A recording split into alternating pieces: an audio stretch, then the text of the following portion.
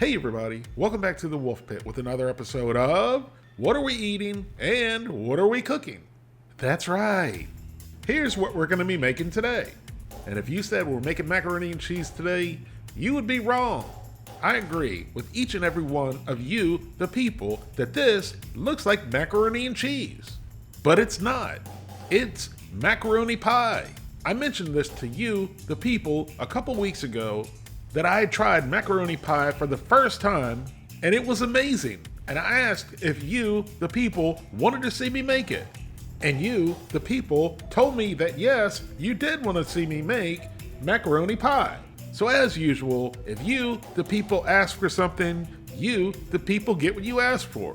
And Scooter, I already know you're out there chomping at the bit to tell me that I'm stupid, that this is just macaroni and cheese. And for the first time in Scooter history, I think I kinda sorta almost agree with you, because it is very similar to macaroni and cheese, but it's a little bit different. So please, for the sake of humanity, keep your word vomiting opinions to a minimum. But here's the basic difference between macaroni and cheese and macaroni pie, although I somewhat disagree with the differences.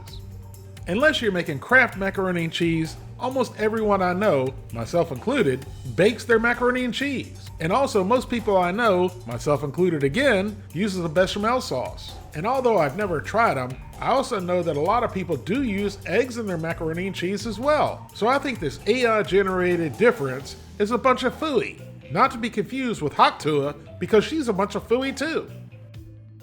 Here I have a large pot of water that I'm going to add some salt to and bring to a boil.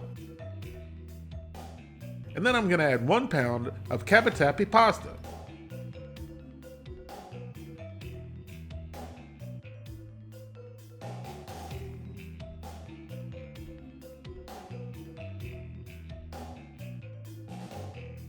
And then give it a good mix.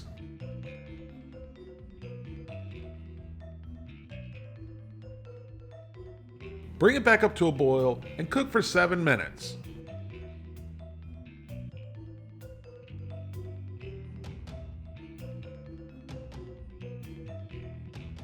And then after 7 minutes, drain the pasta and set it aside. Now here's where you have to bear with me, because this is where I think macaroni cheese and macaroni pie differentiates.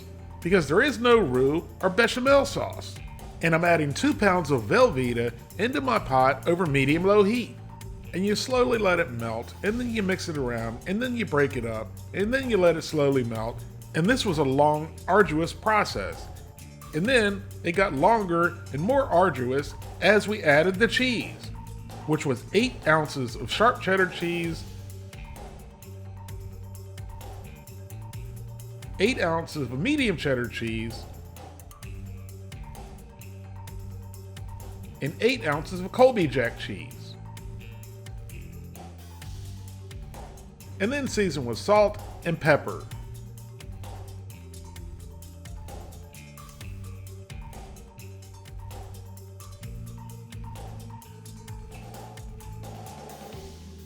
And then using as much patience as you have, slowly mix until the cheese begins to melt. And it was at this point I thought Verlissa was going to stab me with the spatula. And the recipe did not call for this, but I was afraid the cheese was going to burn, and the recipe was already very low in calories and fat. So I did what every health-conscious person would do and added a whole stick of butter. But I, the person, am going to tell you, the people, one thing. The next time I make this, the cheese is being melted in a crock pot, or double boiler, or a microwave. It will not be done like this again. Yes, grating the cheese would have made it a little bit easier, but ain't nobody got time for that. So once the glob of cheese looked like it was about ready to come to life, I added a mixture of 1 cup of half and half, 6 eggs, and about a teaspoon of dried mustard powder. The recipe called for milk, and it did not call for mustard powder, but I always put mustard powder in my macaroni and cheese, so I figured, what would it hurt? And I was terrified to put the eggs in the hot cheese for fear that they would scramble. So ensure that your cheese is not piping hot and you continuously stir everything once you add it. So once we added the half and half, eggs, and mustard, we added the cavatappi pasta.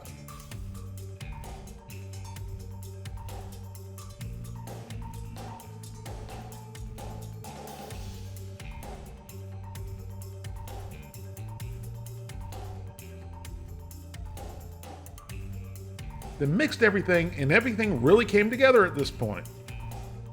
It really started looking like, oh, no, it's not. I can't say it. It looks exactly like macaroni pie. That's what it looks like, macaroni pie.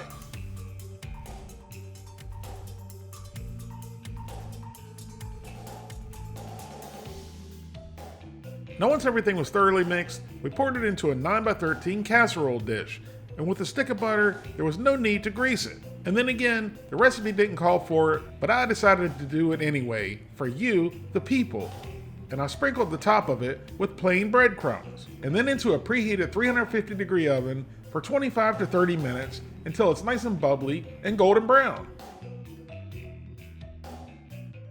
And after baking for 30 minutes in a 350-degree oven, our macaroni pie is done. And it looks good enough, and I'm not gonna slap my mama, but I'll slap your mama. Nope, I wouldn't slap anyone's mama. And just a word to the wise, the size of the piece of macaroni pie that I'm scooping out is for the video purposes only. This macaroni pie is super duper dense and heavy, and this piece is enough for at least 2 people. It's gotta weigh at least a pound. And there you have it, macaroni pie. Every bit as delicious as I said it was. It's certainly a little more difficult to make than the classic macaroni and cheese without the bechamel sauce. It's obviously very cheesy, it's very rich, it's creamy, it's absolutely delicious, and the breadcrumbs on the top were literally the topping on the pie. They added a nice crispy, toasted texture. Thank you all very much for watching. I hope you give this a try. Please don't forget to like this video and subscribe, and I'll see you soon.